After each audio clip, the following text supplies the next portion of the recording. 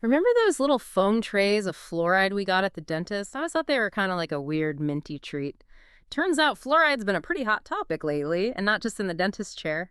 You've asked us to dive into some recent developments, especially this court ruling that's got everyone talking about fluoride in our water. So we're going to break down this article for you. The debate on fluoridated water, what moms need to know. And don't worry, you definitely don't have to be a mom to find this stuff interesting. So to get us started, this article takes us all the way back to the 1930s. Picture this. Researchers are noticing that in areas where there's naturally more fluoride in the water, people seem to have fewer cavities. It's wild how something that seemed like a pretty simple discovery back then. Yeah. Fluoride equals stronger teeth Yeah. has become way more complicated. Totally. Back then, it seemed so simple. Add fluoride to the water, especially in communities where people might not see a dentist regularly, and you've got like a major win for public health. Yeah, and for a long time, that's exactly how it seemed. But the thing about science is that there are always new questions to ask. Right, yeah. And more recent studies, some from Canada and Mexico, they started looking at the potential downsides of fluoride, Yeah. especially for kids. And that's where things get really interesting. These studies are suggesting there might be a connection between fluoride exposure and things like lower IQ scores and attention problems in children. In fact, the article even mentioned a study by Food and Water Watch, and this one's kind of alarming for parents like me. It suggested that babies who are formula fed, especially with water that has fluoride in it, might be more at risk for these developmental issues. We're talking a difference of a few IQ points, which, when you really think about it, that could have a real impact. Yeah, it's definitely something to pay attention to. And that's where the whole idea of neurotoxicity comes in. Basically, it means that a substance, in this case fluoride, might have an impact on brain development. Yeah. Especially during those really important early years. Which makes sense when you think about it. Kids' brains are still growing and developing, so it seems logical that they'd be more vulnerable to this kind of thing than adults.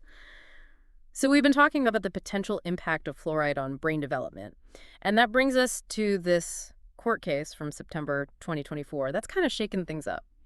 Yeah, this case has really kind of thrown a wrench into how we've always thought about fluoride. Basically, a federal court ruled that the amount of fluoride the CDC recommends, that zero point 0.7 milligrams per liter, it could actually be risky for kids' health. And we're not just talking about some minor legal detail here. This is a really big deal. Yeah. The article called it an unreasonable risk. I mean, those are pretty strong words. And get this, Circle of Blue and E&E News by Politico, they both said that this is the first time ever that a court has actually challenged the CDC on their fluoride recommendations. It feels like this case could totally set a new precedent. Absolutely. And, for decades now, water fluoridation has been seen as like a totally fundamental part of public health. And this ruling really throws all of that into question. It's true. It means that policymakers, scientists, even dentists, they're all having to take a second look at what they thought they knew about fluoride. Yeah, it's almost like everything we thought we knew is changing. We grew up trusting these recommendations from the CDC, and now it's like, wait, are these recommendations actually doing what we thought they were doing? What does this mean for our families? And that's the question, isn't it? That everyone's asking. I have to say, it can feel kind of overwhelming when something you thought you had figured out turns out to be a lot more complicated than you thought. Absolutely. But the good news is we're not powerless. There are things we can do to figure this out and make good choices for our families. Yeah, that's what I like about this article. It doesn't just throw a bunch of scary information at you and then leave you hanging. It actually gives you some advice about what you can do. Exactly. Like something as simple as filtering your water. That's one thing the article really emphasized, especially when you're making baby formula. Because babies are so much more sensitive to this kind of thing. Oh, that's a good point. So it's not just about what water our kids are drinking directly, but also what we're using to mix their formula. And that actually makes me think, I wonder if the filter I have on my tap even does anything for fluoride. It's a great question, and it's definitely worth checking into. Yeah. Because not all filters are created equal. Some filters are way better at getting rid of fluoride than others, like reverse osmosis filters. Those tend to do a better job than those simpler carbon filters. Oh, wow. See, this is why I love these deep dives. I learned so much. I had no idea. It's amazing what you start to notice when you start really paying attention. It's true. So we talked about water filters. Right. And the article also mentioned using toothpaste without fluoride, especially for younger kids. Is that something you usually recommend? Yeah. It's definitely something to talk to your dentist about, especially with really little kids, toddlers who are still learning how to spit.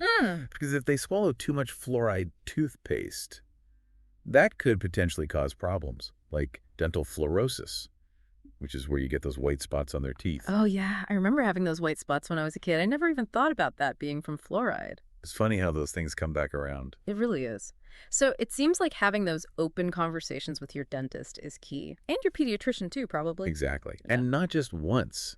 This is an ongoing thing. Like right now, the EPA is actually in the middle of reviewing their guidelines about fluoride, Mm-hmm. based on all the new research. So there could be new recommendations coming out anytime. That makes sense. It's kind of like what we were talking about earlier, about how science is always evolving. So it's really up to us to stay informed. I think that's the biggest takeaway here. Being curious, doing a little bit of your own research, Yeah. from good sources, of course, and not being afraid to ask your doctor questions if something doesn't feel right. Couldn't have said it better myself. And something else just occurred to me. This whole deep dive, we've been talking about fluoride in our water, but fluoride is also added to a lot of other things too, right? It is. Like certain foods and even some medications. Exactly. So this deep dive was really just the tip of the iceberg. There's a whole other level to this. Wow, that's kind of mind-blowing when you think about it. All the ways we're exposed to things without even realizing it, and how complicated these issues can be. Well, I guess that's why we do these deep dives. Just trying to make sense of it all. So for everyone listening, here's the bottom line. This recent court case has really shaken things up when it comes to fluoride. It's made it clear that the science isn't as settled as we might have thought. So it's up to all of us to stay informed, to do our own research, and to keep those conversations going with our doctors and our families. Because at the end of the day, making informed choices for ourselves and the people we love, that's what really matters.